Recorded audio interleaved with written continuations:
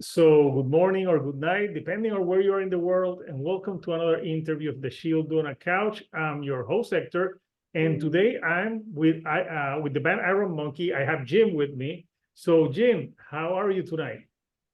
I'm okay. You? I'm pretty good. So, yeah, we're here to talk about the new album that's coming out, I think April 5th through Relapse Records. So, yeah, I listened to the album and the history of the band.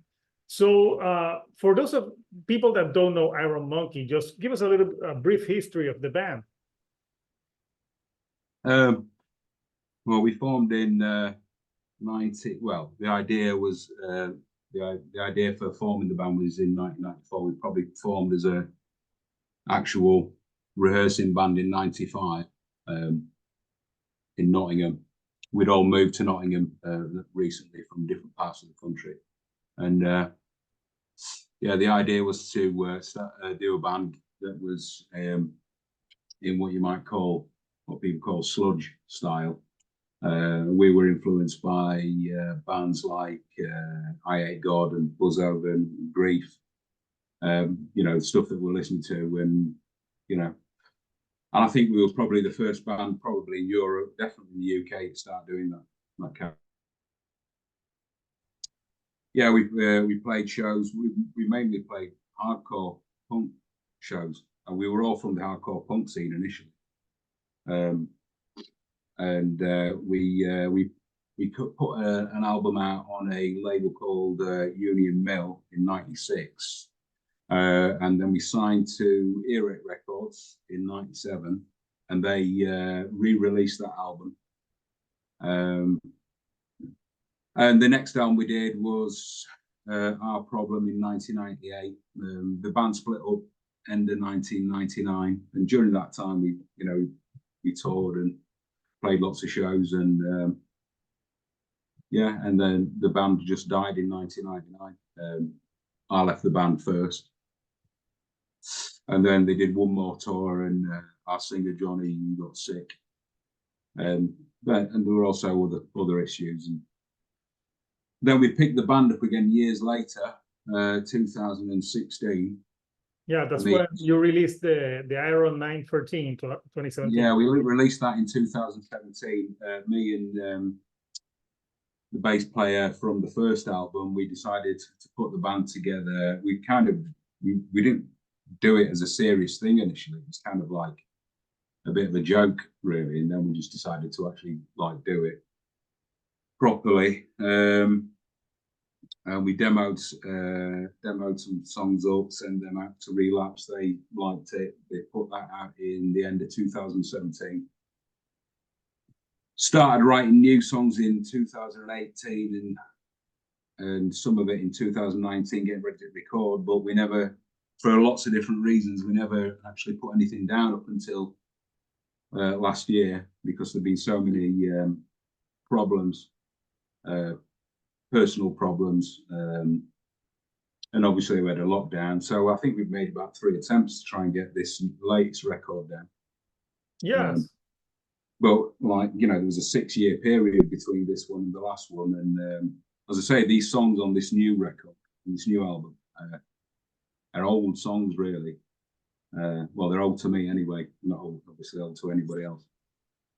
But yeah, we had lots and lots of issues trying to actually get in the studio and actually do something proper with it, with injuries and funerals and fucking hospitals and financial problems and a virus, So did you put all that aggression, because the album is pretty sludgy, very aggressive, into Spleen and Goad. That's the name of the new album that's coming out in April. Did you put out all of that into the themes on this record? Well, I think you can definitely hear some of that frustration and frustration, probably more than anything else in this record, and I think it's made it a better record. There's a certain energy about this one as opposed to the last one, and I'm kind of glad we didn't put it and record it in 2018. There's link all our into band issues and personal issues and health problems and everything else. I think that's kind of, you can hear it in the sound. It makes it a better record, I think. Makes it an angrier, more like twisted record, I think. And yeah, there are like themes of like, I mean, there are most of the songs on this record have usually got two themes for one song, certainly like lyrically. But there's an undercurrent of those kind of things, mental anguish and, like I said before, frustration and those kind of things. Yeah. So all that energy went into this record. Yeah, it's a pretty bleak and brutal record and sludgy. So you have a single that you have a video for with Misanthropizer, which is a cool video. You get the explosions, you get the animals. Like, what was the idea when you had that song and you thought of a video for that one? I mean, kind of, we discussed doing a video kind of at the last minute, really, and I just thought, what would go with that particular song, and I was just thinking. I made a list to our video guy, list of wild animals and war footage and chaos, destruction, and kind of mix it in. So the track's about like animal aggression and disorder and confusion and those kind of things. And so I think the video fits that brief quite well. And I think it looks like an iMonkey video. It's kind of raw and lo-fi. Yeah, it does. Yeah, it has that feel to it. So I want to purposely went for that look. Wanted all the footage to be fairly lo-fi and degraded. This old National Geographic footage and things like that on there. Yeah, no, the band's not present. It's all the graphics, the images that stay with you. You have the monkeys, you have the explosions. So yeah, it really leaves an impression. So yeah, I mean, it's pretty straightforward, really. I mean, it's a fairly ignorant video, but like the music's quite ignorant as well. Why would you say? Why do you say the music is ignorant? I think if I don't know. I think it's it's just not fucking about. It's in your face. It's rude. It's got attitude, and some people might say it's dumb. And it is to a certain degree. It's supposed to be like that. There's a bit sardonic humor running through this stuff. Yeah, awesome. So I want to show the artwork of the album for the people who haven't seen it. So here we have Iron Monkey, Spleen Goad, and yeah, it's also pretty pretty simple artwork. What can you tell me a little bit about this artwork for this upcoming album? Well, I approached a very close, long-time friend of the band to actually put this together. I just gave her a few ideas, and she just knocked something together in 5 minutes, and I just touched it up, and it was there. It was quick, punk rock. It's like the Monkeygram, which is our graphic that we used for a long time. I knocked that together in about 5 minutes, and I like that urgency and punk ethic of that kind of thing. So yeah, it was done really quick. A skull smoking a cigarette, and he's cross-eyed, and I don't know what to tell you. I think it suits the record. Yeah, just what you're saying is like don't overthink. Just do something that feels right and do not. Some things are thought through very carefully, and some things they just come to you impulsively. Yeah. A mix of the two things. Awesome. So when you're writing lyrics, what is your approach to writing lyrics? I was always writing like bits and pieces down, things, and then I mean the music comes first, and then I kind of think of usually 2 or 3 themes per song, and I try and like crash them all together into like one theme, and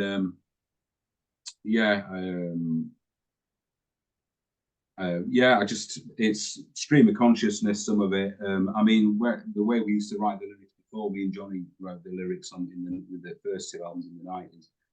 We kind of used what they call a cut-up method. So there'd be like, we get these books on conspiracy theory or crime or war, and then we just like take lines from each book and just mix them together and just add words and like I kind of do that in my head and try and put it all down so it kind of fits the music. But it's usually got some loose themes through it. And as far as going off track a little bit, as far as like the vocal performance in the record, it's the first time I hear my vocals is when I'm recording the record, because I don't practice my vocals in the rehearsal room. So I don't even know what I'm going to sound like until we're in the booth and it's rolling, which is a bit unconventional, I suppose, but kind of works for me. Okay, yeah. So you just go with the flow and go with the flow. Don't overthink shit and just fucking do it. Don't overthink it, especially with the actual vocal. The lyrics are worked out. The music's worked out.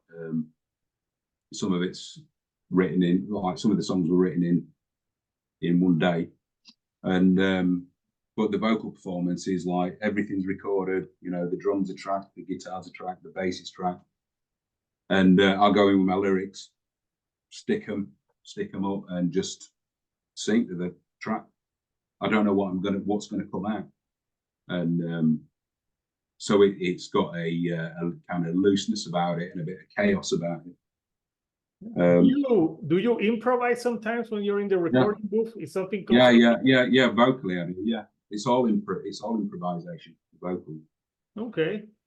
Yeah, awesome. Yeah, listening to this album, I got Sludge, but I also got a lot of like old punk mentality and hardcore to the music, because it's. Well, I've always considered that. Well, I've always considered as a hardcore band, and I've always considered the style of music is metal played by people, by hardcore people.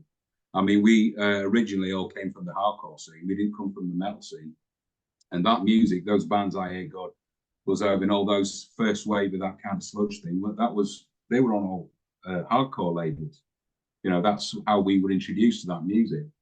And the metal side of it, I think, with that kind of music came a bit late. I think that style of music was taken up by the metal crowd. I think that was later, and I would say that's probably with the popularity of I Hate God. I think they kind of broke that scene open a little bit. It's just my opinion. Just my observations of the 90s. But I've always considered as a hardcore band, and that style of music to me is hardcore punk and doom metal mixed together. You can't have that style of music. You need to have both elements with that style of music. And so I mean, I still consider as we're a punk rock band really that plays heavy metal. If you want to simplify it. That sounds very accurate. So I know it's been almost 6-7 years since the last album, and you told me that this material you wrote it a few years ago. Are you currently working on new material at the time? Yeah, I'm always working on new material. I mean, we've got a lot of new material for another record. Well, probably for another few records. I mean, we could have put a few albums out in between 2017 and now, but like we had problems getting our shit organized through no fault of our own. to actually put something together. But most of those problems are ironed out now, so we shouldn't leave such a gap next time we do these things. So yeah, we've got a lot of new material. Awesome. So yeah, that's never a problem. That's never been an issue. That's never been. Everything else is an issue. That isn't. Okay.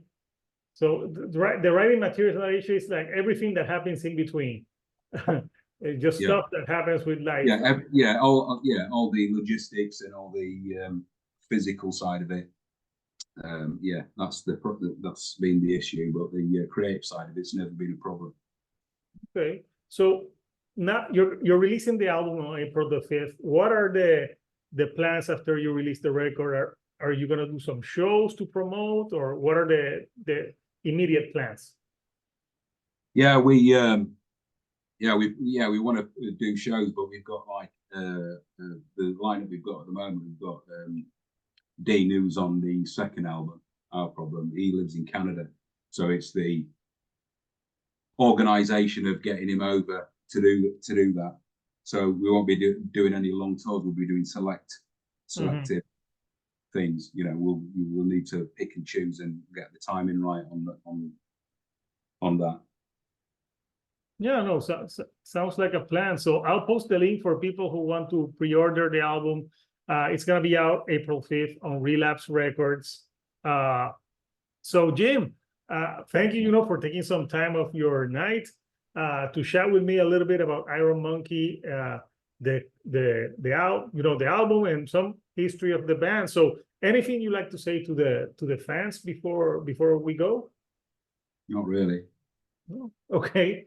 Well, Jim, it's been great chatting with you. I hope you have a great rest of your night. So until next time, people, this is Hector, the Shield Dude on a couch, and I'll see you all right here on the couch. Thank you and goodbye.